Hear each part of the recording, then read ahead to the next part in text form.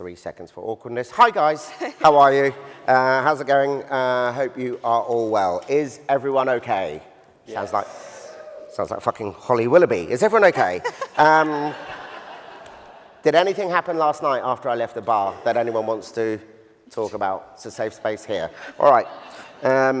My name is Atalla. I am the CEO of Roughcut Television.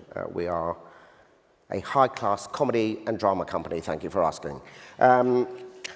Today's session, I actually should say on the train yesterday on the way up, because it's good to be in Cambridge at last, and I was reminded on the way up that I did apply to Cambridge University as a young man, to this actual college, and they wrote back and they said no. So screw them, I'm here with an axe to grind and a microphone. Welcome to this session, How to Launch New. I think this is really at the hard end of stuff, isn't it? We go through so much effort to get our shows commissioned. In the world of scripted, old school scripted, where I am, it can take about 3 years to get a show from page to air, involving many breakfasts with Ian Katz, bribing him with overcooked eggs. And then it takes a year to write, and then it takes a year to make. And when the show comes out, it's just so heartbreaking if no fucker's watching it. So today is about how to mitigate that. Around the table with me are some brilliant minds. Rajiv Nathwani, he is the Senior Marketing Director for Netflix. Boo. Jordan Schwarzenberger, I don't know why I did that. Jordan Schwarzenberger is the co-founder of Arcade Media, and he manages the YouTube sensation Sidemen. Grace Keeling, who is sitting to my right, she became a huge TikTok star during COVID. You are now a comedian and digital creator and presenter. I am. Congratulations. And Ajaz Ahmed is the CEO of AKQA. He told me off. He told me not to say AKQA. They are a hugely successful design and innovation company. I was Googling you last night, and it said that you are worth 550 million. Is that true? That is so much. I wish you said. What are you doing here? How did you do that? Anyway, you've won. Congratulations. You've won it all. We're idiots. And because you've won, I believe you're going to start us off with a semi-formal presentation. Thank you. Ladies and gentlemen, the rich man.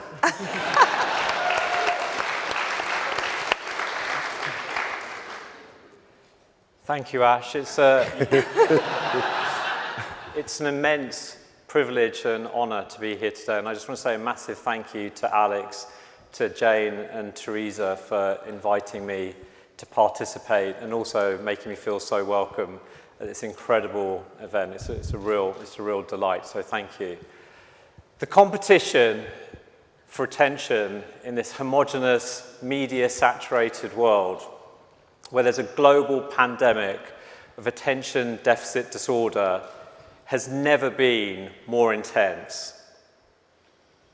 How does one idea manage to capture the conversation, imagination, and attention of the masses, while others vanish into oblivion and obscurity? Taste used to be dictated top-down. The studios, broadcasters, gatekeepers, and reviewers could pretty much decide what would be a hit using the power of distribution, schedules, control, and exposure. We now live in a bottom-up world where popularity is dictated by the masses. What this means is that the millions spent on advertising doesn't necessarily mean that a product will become popular. While the previous system is not entirely obsolete, its influence has certainly fragmented and waned in comparison to the democratized, decentralized, diversified, but also derivative landscape of today's cultural environment. It's a shift that's given individuals more agency and widened their perspective. Despite the astonishing enthusiasm and overwhelming levels of hype, where artificial intelligence can seemingly solve all of humanity's problems, and at the same time apparently threatens our very existence, there isn't a shortcut to be taken. There isn't a code to be cracked, a puzzle to be solved, a cultural algorithm to be programmed. That's because formulas only ever work when the underlying variables don't change. But the ingredients of what makes something exciting and surprising change all the time, depending on who the audience is and when the idea is happening. We are all constantly getting new signals about what is good, what is popular, what is the new normal, and what is inappropriate. A foolproof formula for extraordinary success is never going to exist, because if everyone used the same formula, all the output would also be the same. An alternative approach might be to understand the time-tested ingredients of human affinity that make us click, and then overlay these with some fundamental principles to dramatically increase the likelihood of success. According to Derek Thompson, author of the brilliant and unsentimental book Hitmakers, the key factor of popular cultural products is familiar surprises. Thompson's thesis is familiarity over novelty and distribution over content, where he says, to sell something surprising, make it familiar, but to sell something familiar, make it surprising. The legendary godfather of industrial design, Raymond Loewy, who streamlined America with his bold and beautiful designs, puts it another way with his theory called MAIA, which stands for most advanced yet acceptable. Influential factors that could be force multipliers and play a leading role in shaping what becomes popular incorporate elements that are familiar and relatable while introducing something that's novel and unique to capture interest and excitement. Emotionality and familiarity are incredibly potent when it comes to popularizing content, yet alone they are insufficient. This underscores the importance of social influence, network effects, talkability, and shareability. Despite the myth, fame doesn't happen by chance. There is no such thing as a viral phenomena. Everything needs a nudge to launch it into the public consciousness. And an example is this time last year with Minions: The Rise of Gru, when millions of teenagers wore their suits to go and see the new film. The distribution strategy and mechanisms are as crucial as the content itself. Word of mouth is still the most valuable medium of all. New also needs to be good, because the benefit of digital networks is while they have the power to accelerate hits, ideas that don't resonate will just fail faster. Certain psychological triggers and emotional appeals can make a cultural product more appealing. These might include curiosity, nostalgia, pleasure, or satisfaction. And recent examples like The White Lotus and Succession give us the contrast of the accoutrements of wealth and the conflict and crisis of holding on to power. The timing and cultural context surrounding a product's launch are equally pivotal in shaping its popularity. The prevailing cultural backdrop and trends can greatly influence the success of an idea and how it's perceived and received. So with Barbie, there's billions of people and an installed base of fans that help that unlock the ecosystem. And with Oppenheimer, there's a genuine backdrop of potential nuclear war with the horrifying invasion of Ukraine. But most of all, it's about the vision to question the status quo and challenge the confines of convention by daring to disrupt the mundane and the monotonous. It's about the leadership to be an agent of change that's at the vanguard, not the old guard. It's about the empathy to show respect for audiences by enriching, surprising, inspiring, and entertaining. The best work is always an invitation. Thank you.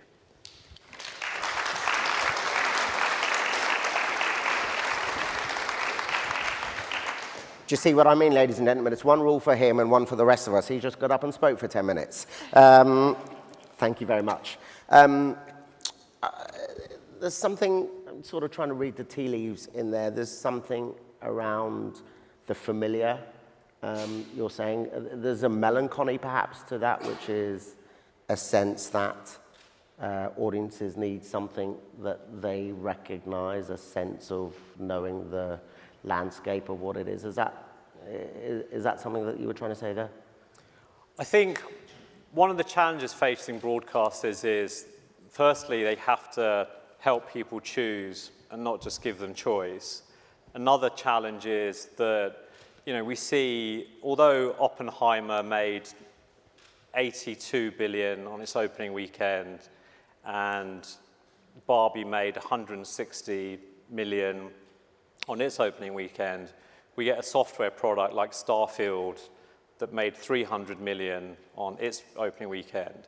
So the smart launches are able to use the same software mechanisms to launch their products instead of the traditional broadcast. Okay.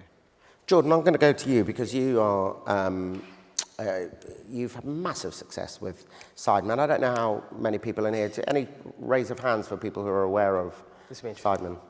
Billions of hits. Is it billions of hits? Yeah. So it's a billion views a year on their main channel.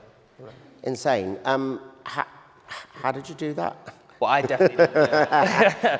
How did you do that? Yeah. Well, how did they do it? I think, firstly. But I think through your point on familiarity, these are 7 friends who started playing games with each other ultimately on GTA 5, right? GTA 5 just had its 10-year anniversary. They've been playing the game for a long time. They came in a server together, and a friendship that started online became this channel that now is one of the biggest entertainment properties in the UK. And I think the key to that is familiarity. It's being real, being authentic. It's entirely basing the content on their own love for it, rather than trying to make something that isn't truly genuine to themselves. And yeah, it's worked very well.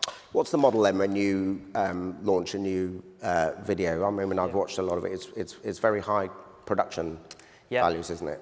Yeah, I mean, there's a big team around it. I think maybe people don't recognize that. I mean, we've got about 35 people in the team now. In the production core, you've got Tanya, who's their kind of lead producer on Sidemen Sunday. Specifically, we have a studio now in East London where we have all of our Side Plus content being filmed. Our second channel has its own schedule. There's about 6 or 7, videographers on every shoot. So it's a whole big operation now around it. Are you responsible? Is it KSI as in? Yes. Are you responsible for that fizzy drink that's gone mental that all the kids are hooked up on? No, that's not That's me. not you? That's okay. not me. No, all right. no. Just checking. Yeah. Raj, if you're sort of around this table, like Netflix are almost like the old school in this particular discussion, tell us about, we sort of watch how Netflix launch shows. Sometimes there's actually very little fanfare, I notice, and then sometimes there's a hell of a lot. What are the metrics that you're choosing? Yeah, and sometimes there's very little fanfare around some of our biggest shows. So I think we think about marketing, there's sort of 2 parts to it. One is on service, on Netflix product itself, and the personalization and the recommendation there. Like, that is our most powerful marketing tool, right? When you click on Netflix, knowing you, knowing what you like watching, recommending content that's familiar to you, and surfacing what's new and also what's popular on Netflix. The top 10 has been a real helpful navigation for people to understand, like, what's popular, what's trending. So there's the on-service promotion, which is, you know, about driving awareness and driving relevant awareness for what you might want to watch. And the more time you spend with Netflix, the better it will get to know you and the better it will get to know your tastes. And then there's what we do off-service. And the way we really think about that is earning our way into culture rather than buying ourselves into awareness. And so for me, it's less about like big billboard campaigns telling people this is on Netflix this coming weekend. It's not front-loading our campaigns. It's actually waiting until the show launches on Netflix, listening to how consumers are engaging with it, thinking about what's resonating with them, and then using that to create our marketing campaigns in real time. So much more reactive. So an example of that would be Squid Game. No billboards, no out-of-home marketing campaigns for that. We kind of didn't see that one coming, but we were able to see really, really quickly, like, what was the iconography from that show that is resonating, what are the themes, and then how do we then quickly get that out into market. And so that's one example. And is there an element to which, using that model, that you're sort of waiting to see what becomes a hit rather than creating a hit with front-end advertising? Yeah, and I think it's a bit of both for us, right? There's a bit of, especially when you're launching brand new IP, you need to do some of that awareness driving. You do need to do that work up front to invest in creating a hit and setting it up for success. But it's not just waiting for launch weekend and spending all of your money there. It's then thinking about what you were saying about word of mouth. How do you find that evangelizing core audience and then give them the tools to then further amplify? And you know, we're in a world with TikTok and with everything where everyone is a content creator now, and so, you know, there's what I now think is a slightly old school approach of like, what's your clip strategy and what you're releasing on social media. And actually, I think what's more interesting is, well, what are the things that people are doing with your shows on social media? How are they using the audio? How are they duetting with the scenes? What are the scenes that they're resonating with? And then how do you help fans of the show then take that content and give it a life of its own? So really thinking about 50% or more of our marketing budget being after the show's launched.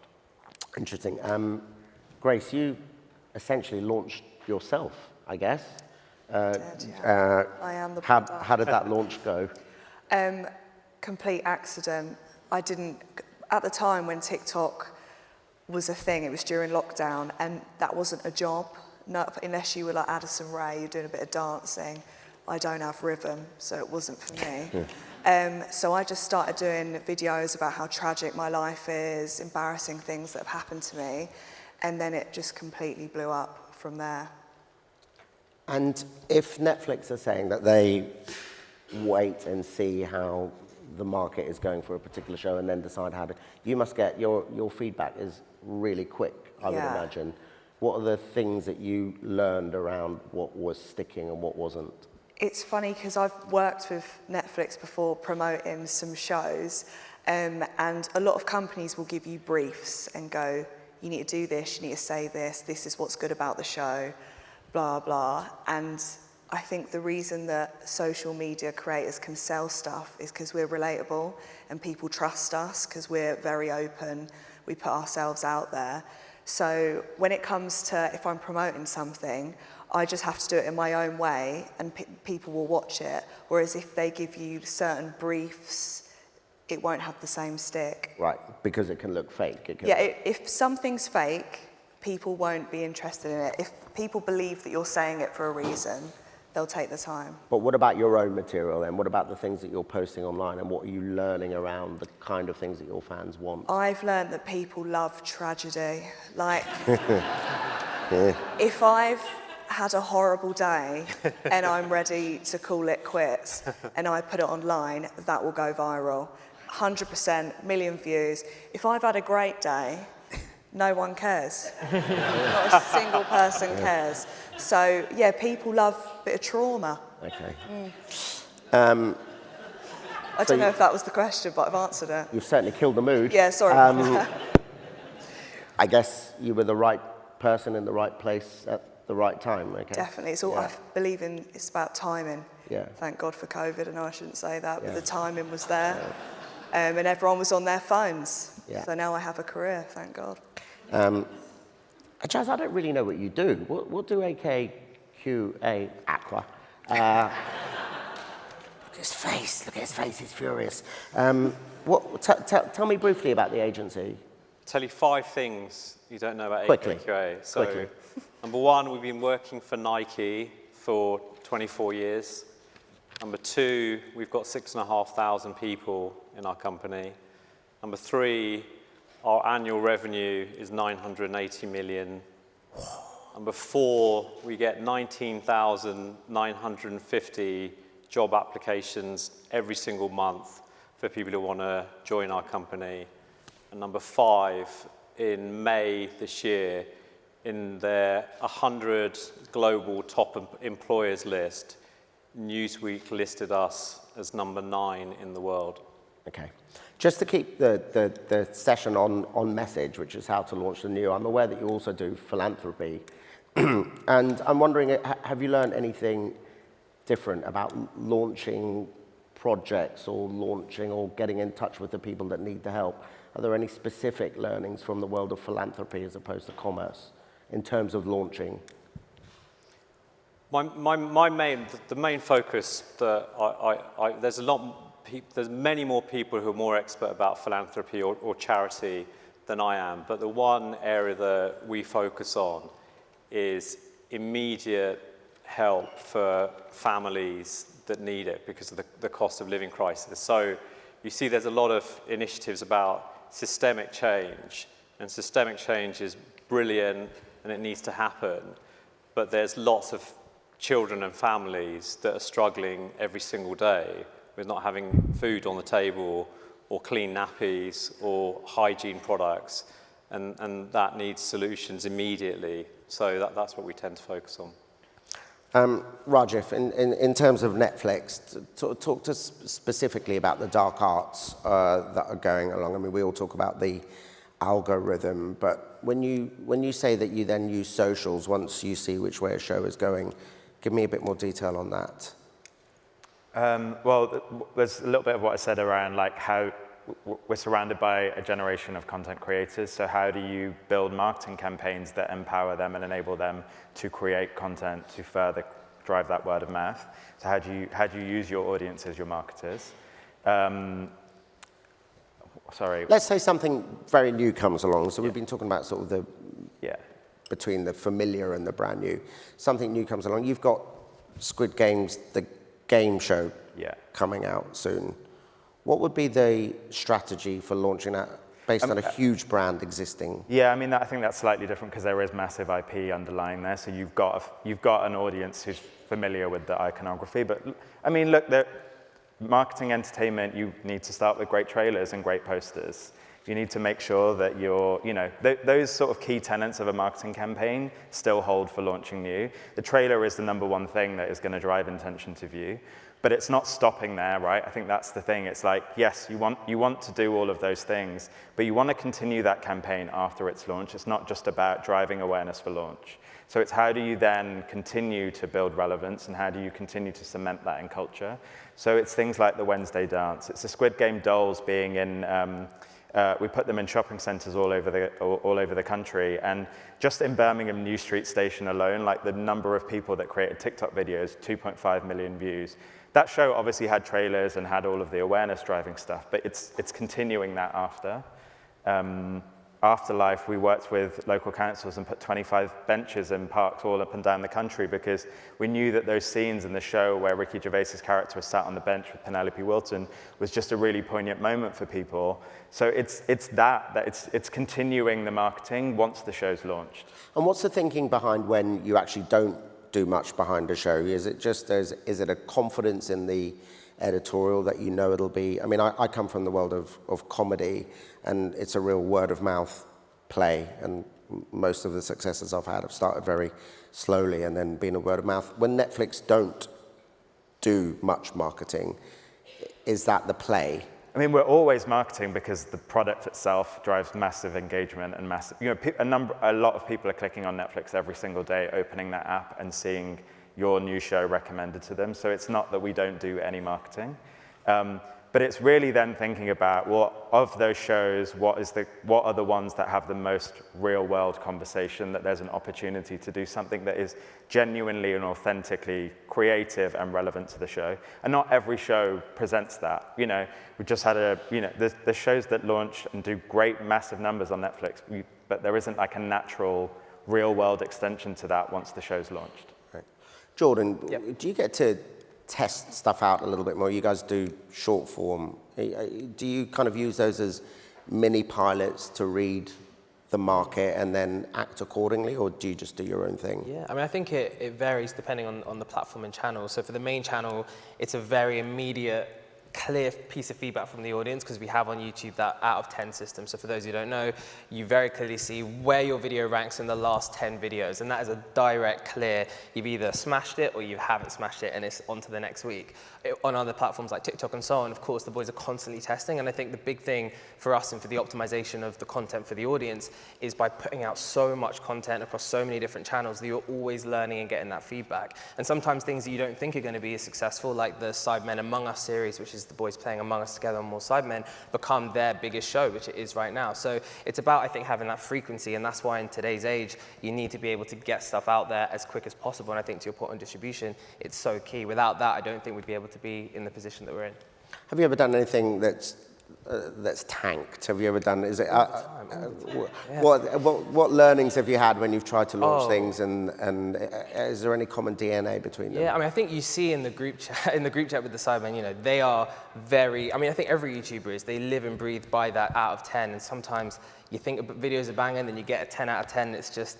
It feels like the end of the world, but then the good thing is you're on to the next week. I think the common DNA on YouTube especially, it's about how do you reach that broad audience with every idea. It's almost thinking about your audience in terms of your core, your casual, and then everybody else. And now it's more about how do you reach everybody else, which is why look at Mr. Beast videos, for example, 100 million views, big, broad concepts, and it's quite hard to get that balance sometimes. Do you take a strategic view of it? Do the guys sit down and literally map it out and go, we're weak over here, let's write something for that? For sure. And there's a whole team of strategists, there's a thumbnail team of 3 people, packaging, titles, all of that is absolutely at the core. You might have the best video, but if the packaging isn't on point for YouTube in this, in 2023, then it's not going to work. So yeah, a lot of work goes in behind the scenes on that. Grace, how many in your team? Hundreds. Do you know what? It's just my management and me. Right. By about 4 or 5 people. And in terms of thinking what you might do next, how strategic are you in terms of what you might launch as your next? Do you know what your next 10 clips are going to be? For TikTok, not a clue. But when it comes to career-wise, it's just about reading the room. Like when I started my podcast, I remember thinking, no one's listening to this. There's no way, like people don't listen to it. Started it, blew up, and then it helped me get other opportunities into presenting, stuff like that. But I think planning, it's so important to plan and see what people are actually into, what people are watching. Ajaz, I guess these are all things that conventional television can't do as quick. We're much less light on our feet. Like I said, we spend a year making something and then it comes out, and if it's not what the audience want, that's a year gone. What lessons do you think can traditional, I guess most of the people in this room, take from the kind of things that we're hearing around the table? I think there's probably three lessons. Lesson number 1 is quality control. So less is more. So you see a lot, we've had a decade, the previous decade, if you look at cinema, you can see all the blockbusters are films for teenage boys and children. So Frozen, Fast and Furious, Avatar, cinematic Marvel, Avengers, all of those kinds of hits. But you can see that some of those cinematic universes, whether they're fantasy, sci-fi, or superheroes, are really starting to dilute and dissipate. So the quality control just isn't the level it should be. And then I think the other that's one point.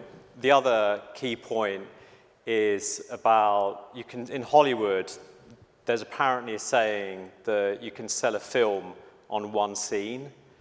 And so, as Rajiv was saying about trailers, they're so important. So you can see with Netflix that Suits is having a massive revival right now, absolutely massive revival.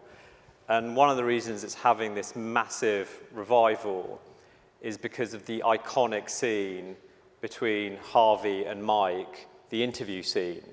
So lots of kids have seen that, and that scene is enough to get people gripped to the whole. So I think, quality control and finding the iconic scenes that people feel in their heart and soul and resonate, which can amplify an entire series.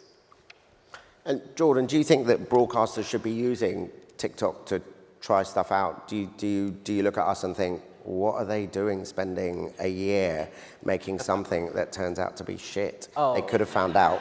They could have found out quickly. They should have found out quickly and done something else. 100%. Are you laughing at us, Jordan? A little bit. I remember speaking to ITV Studios. I don't know if any of the studios labels team are here today, but anyway, I went to their creative exchange. I stood in front of all of them and saw their, the shows that came out. And I remember just thinking and saying to them very obviously, why are you guys spending so much money on these pilots for these shows, which you have no idea are going to necessarily work? Culturally, they are, okay. I didn't say this bit to them, but culturally they were okay. Some of the content was decent. But the idea that you've got distribution in front of you, and actually you guys are the kings of formats. You understand TV and shows better than anybody. Why is that skill set not being transferred and brought onto short form, where you can, for a fraction of the budget, be able to test and see if a show can resonate? And I think a few people were nodding, a few people were sort of giving me some looks. But overall, I think it went down quite well. Hopefully they listen, because I think it's a big problem. Yeah.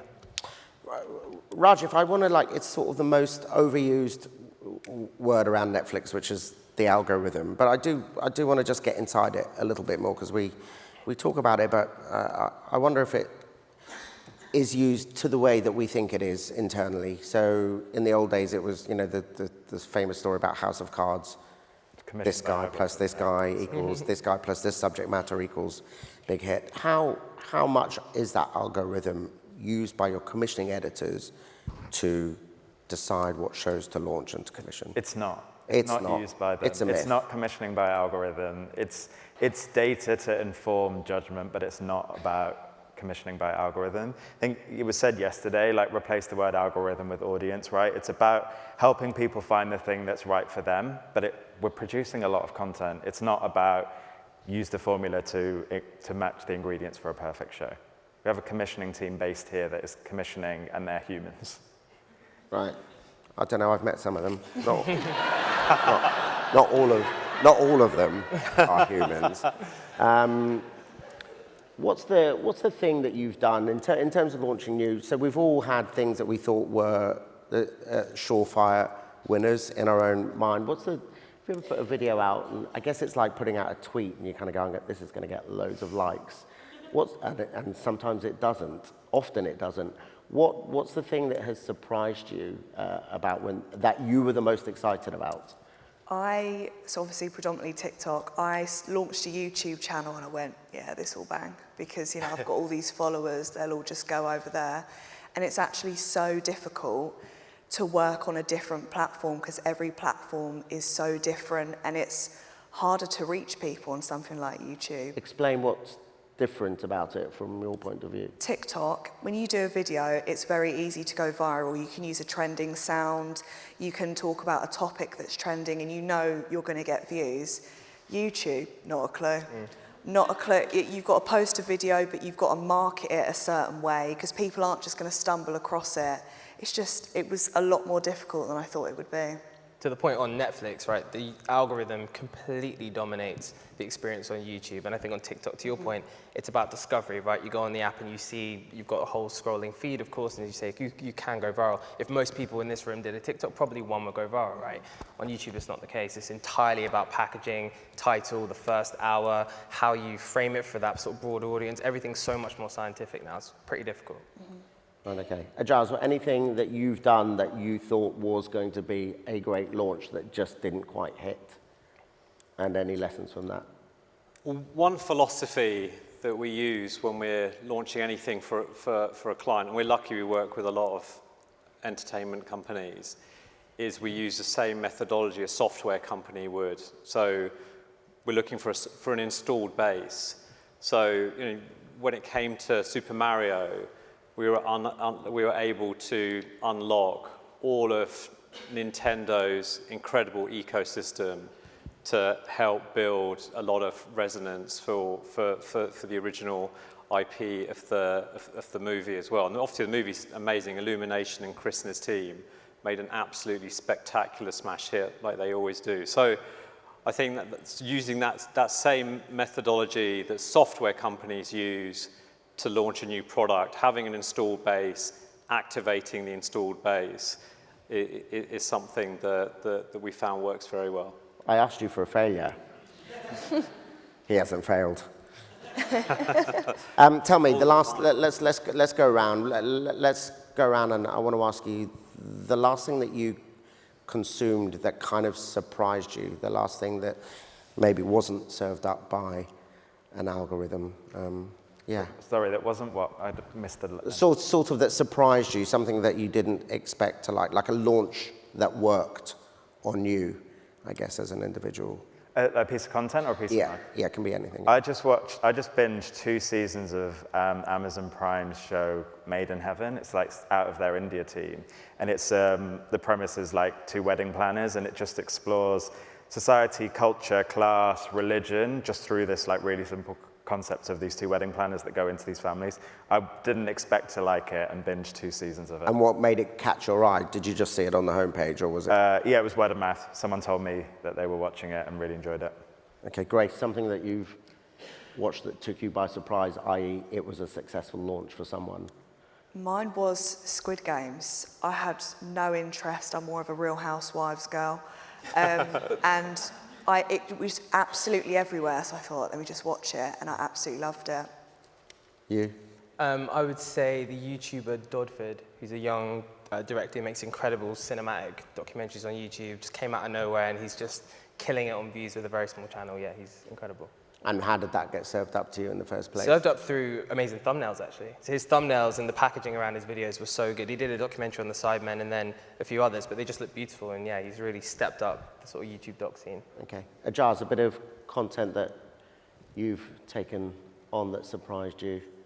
Top Boy, the last season, absolutely amazing. Channel 4 show? Yeah, White Lotus, absolutely brilliant. So they're 2 that spring to mind. And then even the last series of Billions, it's okay, and I still watch it. But. Mine is Love is Blind on Netflix. I can't get enough of it. Wait until the next season. The next one is... Really? Yeah, I could not stop watching. And then we got a UK one coming. Ladies and gentlemen, that brings us towards the end of this panel. Do I introduce my good friend Alex Mahon to the stage? Ladies and gentlemen, thank you very much to our panelists. Thank you.